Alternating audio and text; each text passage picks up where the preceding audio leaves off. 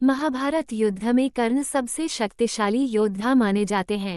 कर्ण को किस तरह से काबू में रखा जाए, ये कृष्ण के लिए भी चिंता का विषय बन गया था। लेकिन कर्ण दानवीर, नैतिक और संयमशील व्यक्ति थे।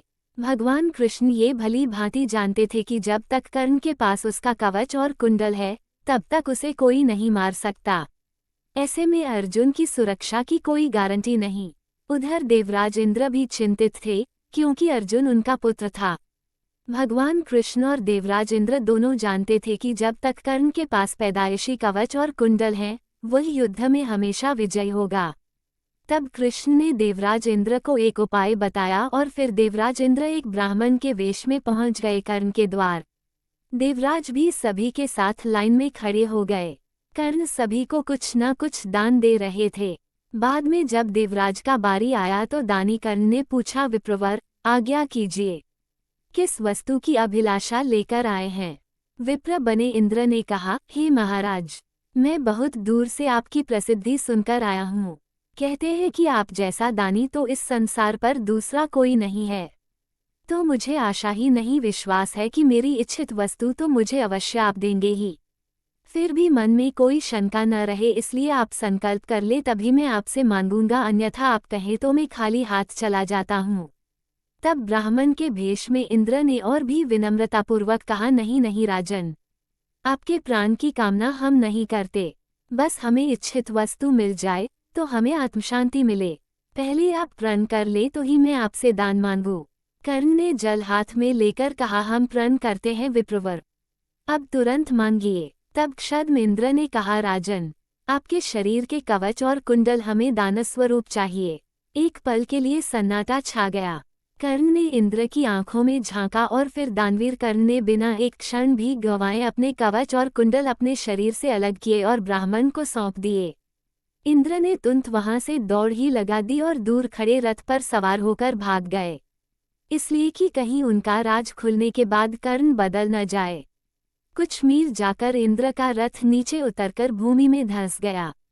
तभी आकाशवाणी हुई, देवराज इंद्र, तुमने बड़ा पाप किया है। अपने पुत्र अर्जुन की जान बचाने के लिए तूने छलपूर्वक कर्ण की जान खतरे में डाल दी है। अब ये रथ यहीं धंसा रहेगा और तू भी यहीं धंस जाएगा। तब इंद्र ने आकाशवाणी से पूछा, इससे बचने का उपाय क्या है?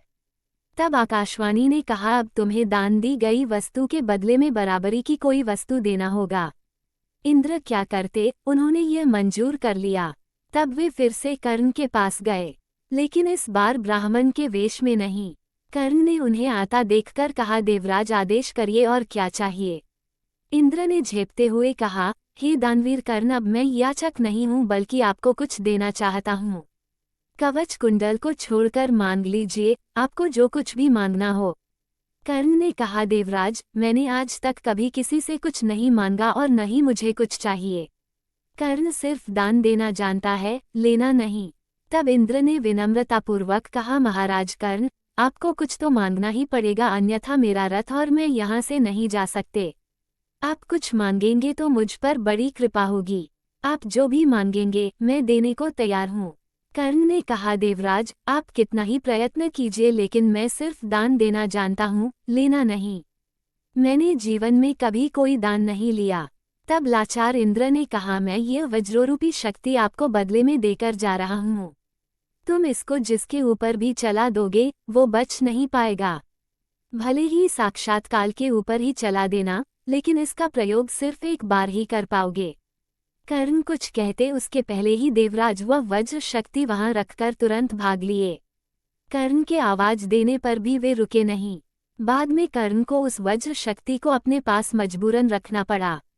लेकिन जैसे ही दुर्योधन को मालूम पड़ा कि कर्ण ने अपने कवच कुंडल दान में दे दिए हैं, तो दुर्योधन को तो चक्कर ही आ गए। उसको हस्तिनापुर का राज्य हाथ से जाता लगने लगा। लेकिन जब उसने सुना कि उसके बदले वज्र शक्ति मिल गई है तो फिर से उसकी जान में जान आई। इस तरह भगवान इंद्र ने अपने पुत्र अर्जुन की जान बचाने के लिए कर्ण के साथ छल किया।